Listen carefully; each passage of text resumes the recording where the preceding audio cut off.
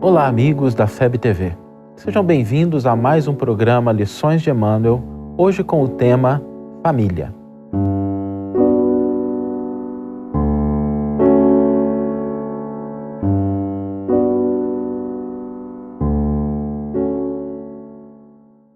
A nossa família consanguínea representa aquele conjunto de laços mais próximos que marcarão a nossa existência de maneira positiva ou negativa, mas que certamente estarão conectados conosco na definição da nossa personalidade, da nossa origem, dos nossos valores, das experiências que nos ofertam naquele seio de convivência mais íntimo. O Espírito Emmanuel, referindo-se à família, irá nos dizer que a família consanguínea entre os homens pode ser apreciada como o centro essencial de nossos reflexos agradáveis ou desagradáveis que o pretérito nos devolve. Dessa forma, entendemos que a configuração de uma família de encarnados não se dá de maneira fortuita. Ninguém tropeça no meio-fio e acaba renascendo numa família repleta de desconhecidos. Os laços que nos unem na existência corporal são um reflexo daquilo que trazemos em relação às nossas conquistas e equívocos de outras existências.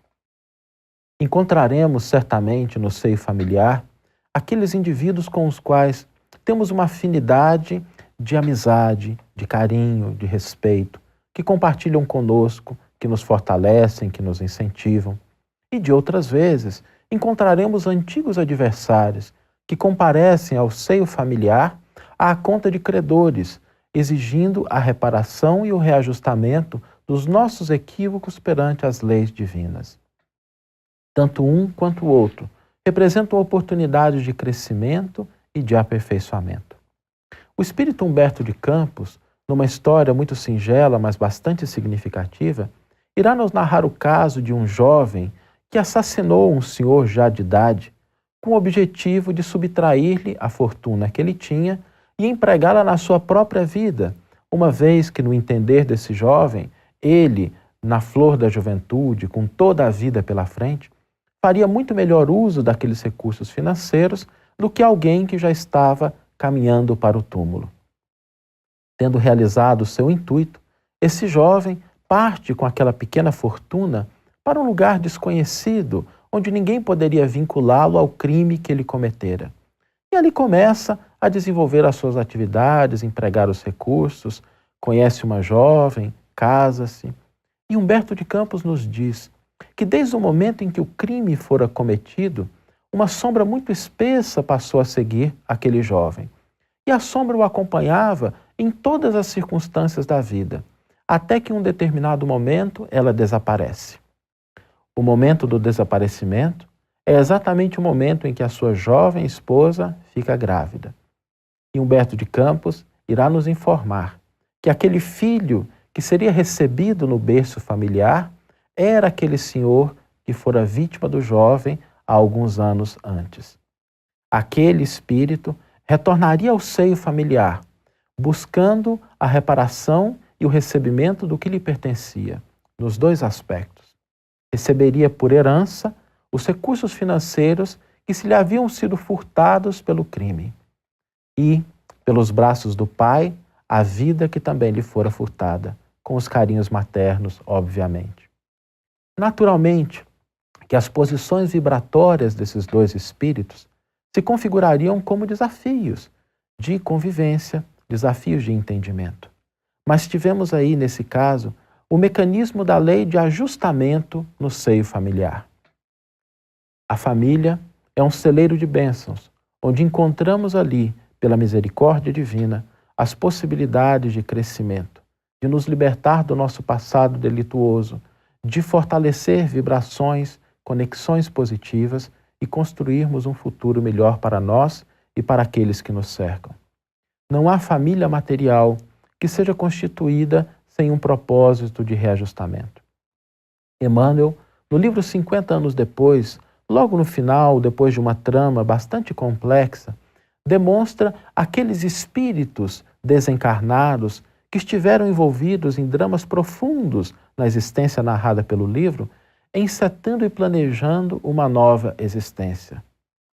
Cada qual ali estabelecia pelos vínculos que tivera as relações que no futuro gostaria de ter. Aqueles que se equivocaram buscariam reajustamento com os que foram prejudicados por eles. Os que gozavam de uma sabedoria, de uma experiência maior, se predispunham a receber aqueles ainda ingênuos e equivocados no seio familiar para lhes orientar. A doutrina espírita nos esclarece que, para muito além das relações meramente materiais, quando nos reunimos no seio de uma família, trazemos ali os desafios de que necessitamos para o nosso crescimento. Cada qual, do exemplo trazido por Emmanuel, iria configurar as suas relações familiares no sentido de estabelecer novas conexões. Bem verdade que a família, nos dias atuais, sofre ataque de todos os lados, que fragilizam-lhe a estrutura, que incentivam o individualismo. Mas a família é o primeiro núcleo de uma sociedade mais justa, de uma sociedade mais feliz. É nas relações familiares que nós estabelecemos as primeiras noções de convivência, de respeito, de interesse pelo próximo. É ali que nós estabelecemos a possibilidade de resignarmos diante de situações difíceis, de nos sacrificarmos pelo próximo. A família que nos acolhe é o primeiro berço para que nós consigamos crescer como espíritos.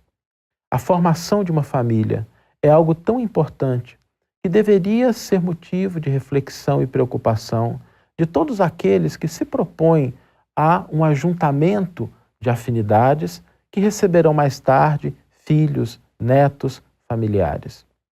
Por isso, jovens e aqueles que se encontram já com famílias constituídas têm em suas mãos a possibilidade de construir um tesouro de crescimento e de progresso.